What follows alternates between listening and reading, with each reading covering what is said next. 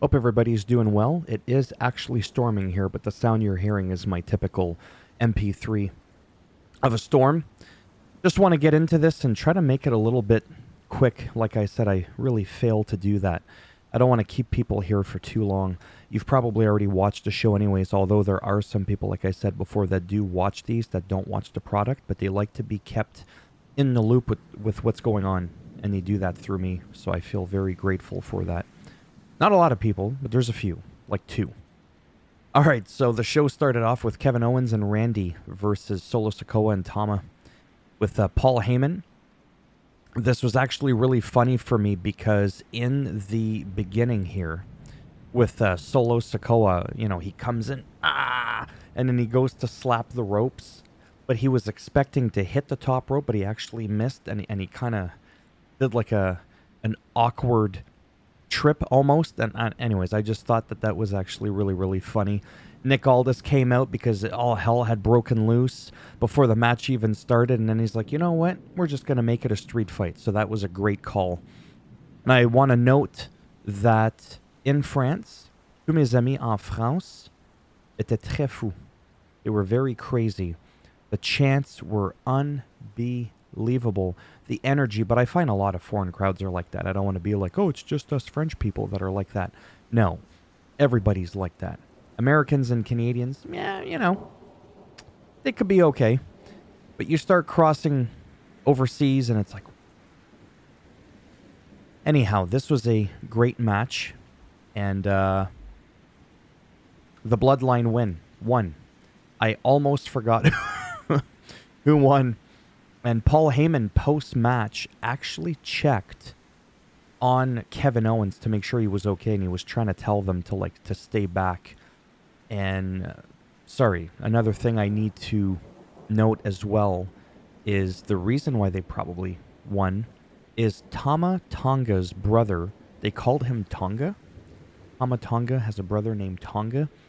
He came out, did a couple of things, and if it wasn't for that interference, they probably wouldn't have won. I mean, it's scripted, I get that, I'm just saying. So, all in all, I really enjoyed myself with this match. The women's triple threat, Bayley, Naomi, and Tiffy time. This is a really nice match. Bayley retained the championship. Really nice to see. Backstage, Jey Uso runs into Solo, Tama, Tonga. Paul Heyman's like... It's almost like Paul Heyman's going to turn face. I don't know. I don't know what's going on. There was no cheap shots, nothing. They could have just whooped his ass, but they didn't. Then Jey Uso versus Damian Priest. JD McNugget came out. Finn Balor came out. This is a really nice match. There was some distractions. Damian retained, but he made it very adamant and even pushed and shoved JD. Grabbed Finn Balor by the face post-match because they were beating on Jey Uso. And Damian Priest kept insisting, saying, you know what? He's done. Leave him alone. It's kind of very unlike Damian Priest a little bit. This was a very nice match, though, overall. Like I said, I had fun with this. If there are some, like, really nasty, like, moments on a show, sure, I'll mention them. It's not like I'm shy to critique the product. But at the same time, I don't want to sit there and nitpick at every little thing and be like, well, it looked... And I know I do it sometimes, but I don't want to do that too much. And I'm talking about the Kabuki Warriors versus Bianca Belair and Jade Cargill. So we have new tag champs. I'm actually really happy for that. I thought it was a nice match. A lot of people are criticizing, saying it was the worst match of the card. And that's possible. That's okay. You're allowed to think that way. Saying it was a little bit sloppy and awkward, which I was like, yeah, sure. I get what they're saying. But I was entertained. You know what I mean? A lot of people were, well, not attacking, but they were saying that Jade Cargill didn't know, like, her spots, because in AEW, she's more used to, like, quicker paced matches, not longer ones like this one. So she's not, like, completely to blame. Honestly, I didn't really notice anything really awkward. What I noticed really awkward, no offense, is Maxime Dupree. That's really awkward. And some other people I can't even think of right now that sometimes I'm like, really? How did you make it up to the main roster? Because some other people are just super, super good. Like the Kabuki Warriors are absolutely amazing. Bianca, even Jade, like they're just really good. And the one that you got to be careful with that I always keep going back to is Chelsea Green. You have to understand that's actually her gimmick to be all like, oh my God, no, don't hit me. Right? Because if you saw her under different gimmicks wrestling, she's actually really good. So you do have to be careful with that. Like I said, any superstar. Look at Cody Rhodes. I never thought in a million years I would actually see him as a legit face of the company, which I'm going to make a separate video on that because there's actually some talks from some people that think he's just a placeholder. He's the in-between champion, you know, between like big title holders kind of thing. Like you'll have, just to give you a quick example, Hulk Hogan, Bret Hart, Ultimate Warrior, or whatever, you know what I mean? And they're trying to, and there is some truth to that. Whether or not Cody Rhodes is one of those, I wouldn't say, because they're saying Roman Reigns is like the Hogan, Cody Rhodes is like the placeholder, middle storyline champ, and then somebody even bigger that's going to be the true face will be whoever dethrones Cody Rhodes. I don't know about that. But yeah, back to the Kabuki War, you know, I was entertained. Like I said, I don't want to nitpick too much. I had fun. And in the last match, because we only had 5 matches, I felt like there should have been at least 7 or 8. It's easy for me to be like, oh yeah, we should have done this, we should have done that. Okay. AJ versus Cody, this, as I wrote, wild fucking match. Cody retains. Some people were criticizing that the card was predictable. Well, yeah. And as such, I think my biggest critique of Backlash is, and this might sound rude, it didn't really feel like a premium live event. I mean, it did and it didn't. I don't know. It just... I was kind of hoping for more. Where was Logan Paul? Where was Sami Zayn? Where were the tag team champions? Like, I don't know. That's what I'm thinking. So I feel like there were some people that should have been there that weren't there. And I'm looking. I was like, wait, were they there? A-Town Down Under?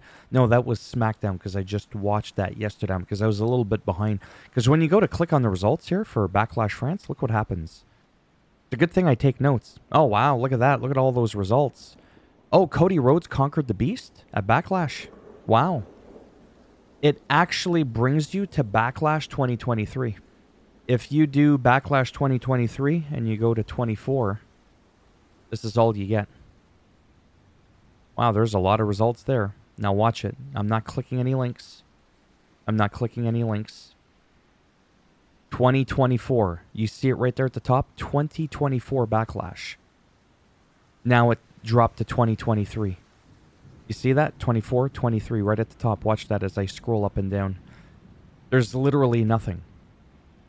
So anyways, that's why I write those notes, because WWE themselves, like I said, oftentimes have made a lot of mistakes. I'm sure I've made mistakes.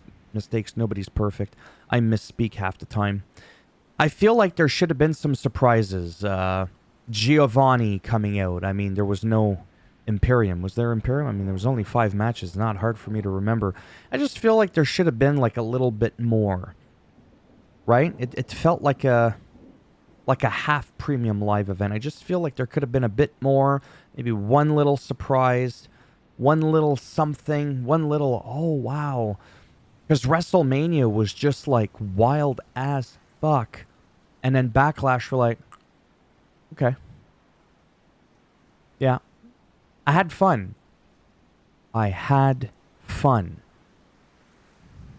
But it felt like a Raw or a SmackDown. Call that an insult? Whatever. That's just my thoughts. They don't mean shit. I had fun and I was entertained for what it's worth. So there you have it. Let me know down below what you thought. Do you want me to make a video? I mean, it's not going to be like spectacular or anything like that. As to whether or not I feel Cody Rhodes is just a placeholder champion. I don't even know really what I would say. But yeah. I might make a video on that. Try to find some reasons to make some videos. So I could be a little bit more active on my channel here. I have a lot of ideas, but I don't always know what to say. And for the few people that keep up with me, you're probably thinking to yourself, man, you can really talk a lot. I can easily make 20-minute videos, no problem.